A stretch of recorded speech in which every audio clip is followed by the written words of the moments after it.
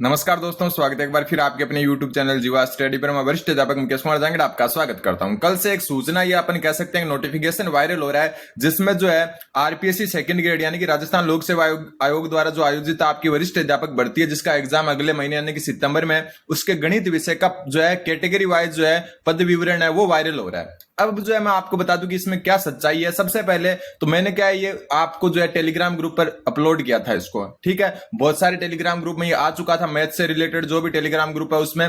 तो अब जो है कुछ स्टूडेंट जो है आके फिर यूट्यूब पर कमेंट कर रहे हैं कि आप फेक न्यूज क्यों फैला रहे हो, ठीक है। आरपीएससी की साइट पर तो ये है ही नहीं।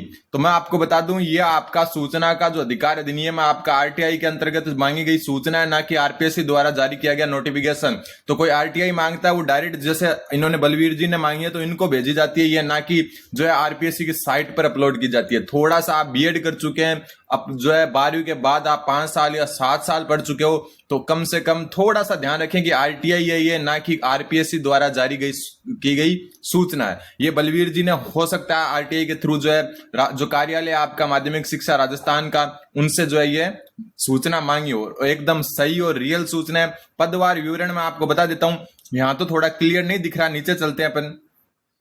देखो सबसे पहले अपन बात कर लेते हैं कि टोटल 539 पद है आपके नॉन टीएसपी में। कितने हैं? 539 पद। उसमें से आपके बैकलॉग के पदों में देखो 150 पद आपके अनुसूचित जाति के हैं, जो मैं पहले वीडियो में बता चुका था 150।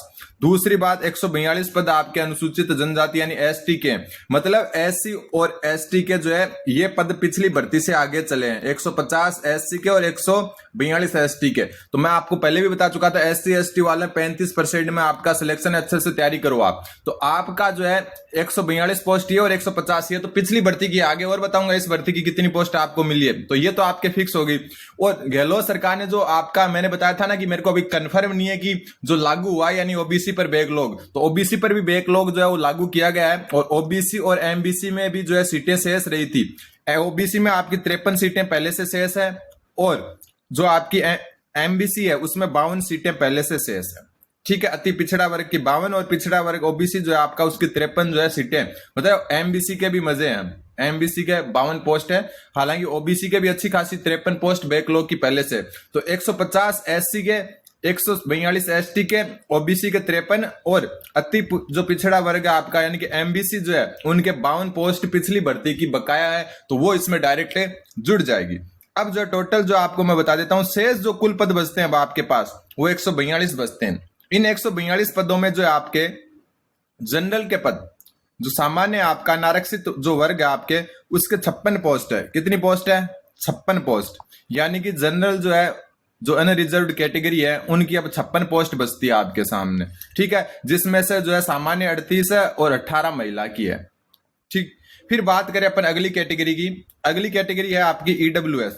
ईडब्ल्यूएस में टोटल आपकी 15 ही पोस्ट है, ठीक है। भले आप जो है नीचे कमेंट में गालियां निकाले या कुछ निकाले, लेकिन रियलिटी बता रहा हूं आपको, और ये एकदम 100% सही है। आरपीएससी की साइट पर ये नहीं मिलेगा, क्योंकि आरटीआई के जरिए सूचना मांगी गई है, ना कि नोटिफिकेशन जारी हुआ है, ठीक है। फिर बात करें अपन, आगे चलते हैं।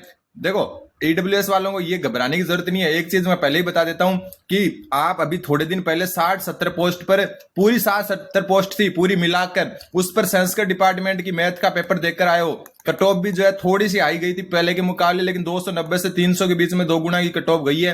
तो आप ये मान के चलें, और पेपर थोड़ा सा मैथ का कुछ ज्यादा इजी आ गया था संस्कृत डिपार्टमेंट में, तो आप ये मानकर चलें कि पोस्ट मायने नहीं रखती। आप जो है मैथ में सेकंड ग्रेड में सिलेक्शन ले सकते हो, क्योंकि खुद से कंपटीशन है, खुद को एक फिक्स स्कोर पार करना है, उसके बाद आपके चांस बन ही जाएंगे, ठीक है। फिर बात आती है आपकी एससी वर्ग की। एससी में कुल 23 पोस्ट है आपकी, 23 ये हो गई और 150 पहले वाली, तो एससी में टोटल 173 पोस्ट हो गई, ठीक है। फिर बात करें अपन अगली कैटेगरी की, जिसका नाम है आपका एसटी। एसटी में 15 पोस्ट है, ठीक है। एसटी में 15 पोस्ट है, लेकिन आपके 142 पहले वाली भी है, तो आपके 157 पोस्ट हो गई, ठीक है। ये 3 साल के लिए ही कैरी फॉरवर्ड होती है। अगर इस बार भी नहीं फिल हुई तो फिर आगे ये जनरल में कन्वर्ट हो जाएगी, ठीक है। फिर बात करते हैं अपन ओबीसी वर्ग की। ओबीसी वर्ग सबसे जो है बड़ा वर्ग, जिसमें जो है सबसे ज्यादा स्टूडेंट होते हैं। तो उनकी जो टोटल पोस्ट है आपकी ओबीसी की वो है 27। तो 27 पोस्ट ये हो गई ओबीसी के, प्लस 53 पोस्ट आपकी जो है बैकलॉग की होगी प्लस 56 पोस्ट जनरल वाली होगी। तो ओबीसी के लिए कंपटीशन के लिए 80 और 136 पोस्ट है। कितनी है? 136 पोस्ट। अभी थोड़े दिनों पहले आप 70-60 पोस्ट की तो पूरी भर्ती देके आओ, तो एकदम पॉजिटिव रहना आपको, ठीक है। फिर बात आती है आपकी अगला कैटेगरी एमबीसी कैटेगरी की। एमबीसी में 6 पोस्ट है। कितनी पोस्ट है एमबीसी में? 6 पोस्ट है। 6 पोस्ट ये होगी प्लस में जो बैकलॉग रही हुई जो है कितनी 52 पोस्ट थी, तो टोटल 58 पोस्ट है। ये भी एक अच्छी खासी पोस्ट है आपके, ठीक है। फिर बाकी आपके भूतपूर्व सैनिक वगैरह की जो है शहरिया जो है जनजाति की कोई पोस्ट नहीं है, ठीक है, ये अलग है। तो ये कैटेगरी वाइज सिस्टम है पूरा, और ये एकदम सही रियल 100% रियल सूचना है। तो आप कमेंट में अगर बोलते हो कि फेक न्यूज क्यों देते हो आप, ठीक है, तो मैं बता दूं फेक न्यूज नहीं है। आरपीएससी की साइट पर तो ये मिलेगा भी नहीं, कभी भी नहीं मिलेगा, कारण कि ये सूचना का अधिकार के द्वारा मांगी गई सूचना है, ना कि आरपीएससी द्वारा किया गया नोटिफिकेशन। तो थोड़ा सा आप जो है गुस्से पर कंट्रोल करें। और मैं अगर इसको आगे फॉरवर्ड नहीं करता तो ये लगभग सभी ग्रुप्स में फॉरवर्ड वैसे भी हो रही थी, ठीक है। मैं नहीं पहुंचाता तो कोई और पहुंचाता, लेकिन अपना जो है सेकंड ग्रेड का चैनल रहा हुआ है, तो मैंने जो है आपको ग्रुप में डाली। तो आप थोड़ा सा उसको रिलैक्स होकर सोचे। आप क्या कर रहे हो कि यार इतनी कम पोस्ट में सिलेक्शन कैसे होगा? अरे तो भाई साहब अभी 60 पोस्ट पर तो आप जी जान से तैयारी कर रहे थे संस्कृत विभाग में, ठीक है, और अब आपको ये पोस्टें कम लगने लग गई, तो ये तो गलत बात है। बाकी सब्जेक्ट के मुकाबले बहुत अच्छी पोस्ट है आपके लिए।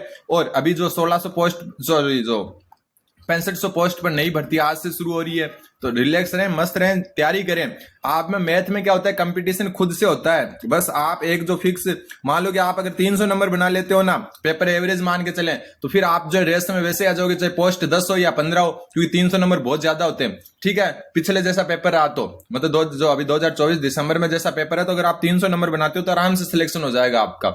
अगर पेपर थोड़ा सा हार्ड आ गया ना, तो ये 260 65 पर भी आपका 15-15 पोस्ट में सिलेक्शन होता नजर आएगा आपको।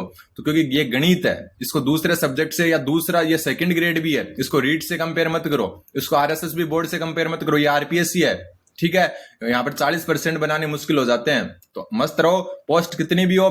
सेकंड ग्रेड में पोस्टें कम होती है ना। फर्स्ट ग्रेड गणित में बात करें अपन, फर्स्ट ग्रेड मैथ की, तो वहां पर तो जिंदगी में भी 100 पोस्टें बहुत कम, मतलब बहुत कम टाइम है जब 100 से ज्यादा पोस्ट आती है।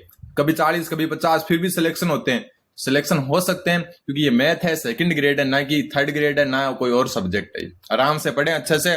बाकी ये एकदम रियल है, इसमें कोई शक नहीं होना चाहिए आपको। और कमेंट में आप थोड़ा सा संयम बरतें, पहले देखें किस चीज की सूचना है, क्या है, फिर आप जो है कमेंट करें कि फेक है या रियल है।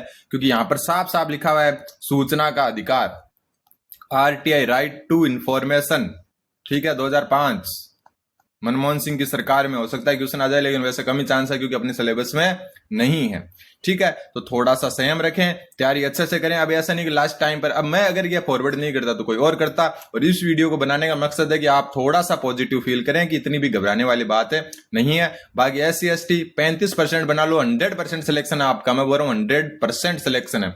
धन्यवाद, बने रहे जीवा स्टडी के साथ।